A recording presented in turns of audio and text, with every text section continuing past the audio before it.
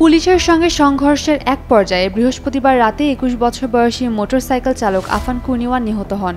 তার মৃত্যুর পর বিক্ষোভ আরও ব্যাপক আকার ধারণ করে। পরিস্থিতি সামাল দিতে নিরাপত্তা বাহিনী কঠোর অবস্থান নিয়েছে। প্রেসিডেন্ট প্রাবোও সুবিয়ান্তো ও পুলিশ প্রধান তার মৃত্যুর জন্য দুঃখ প্রকাশ করলেও এই ঘটনা আন্দোলনকে আরও ছড়িয়ে দিয়েছে।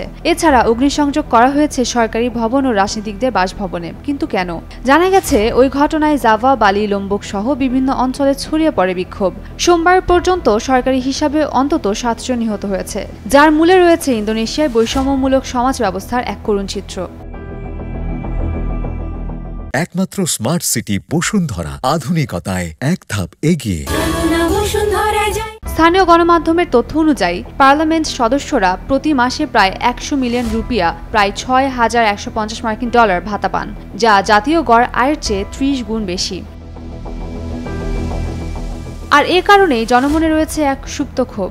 অনেকটা সেই কারণেই হয়তো বিক্ষোভ দমনে প্রেসিডেন্ট প্রাবোও রবিবার ঘোষণা দিয়েছিলেন সংসদ সদস্যদের কিছু ভাতা কমিয়ে আনা হবে। তবে সাবেক ছাত্রনেতা হেরিয়ান্তো বলেন, এটি ভালো পদক্ষেপ হলেও মূল সমস্যাগুলো এখনও রয়ে গেছে। এটি শুধু অর্থনৈতিক বৈষম্য নয়, বরং শাসন ব্যবস্থা, স্বচ্ছতা ও জবাবদিহিতার দীর্ঘস্থায়ী সংকট। বিবিসির এক প্রতিবেদন বলছে, সাবেক বিশেষ বাহিনীর কমান্ডার প্রাবোর বিরুদ্ধে অতীতে মানবাধিকার লঙ্ঘনের গুরুতর অভিযোগ রয়েছে। তবে অনেক ইন্দোনেশিয়ানই এখনও তাকে মনে রাখেন স্বৈরশাসক সুহার্তো জামাতা হিসাবে, যিনি কর্তৃত্ববাদী শাসনের মধ্য দিয়ে দ্রুত সামরিক বাহিনীতে উঠে আসেন।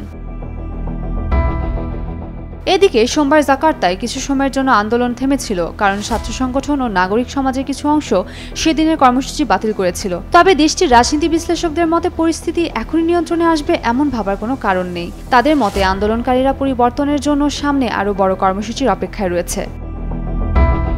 উম্মেরুম্মান ক্রান্তি, ডেইলি সান।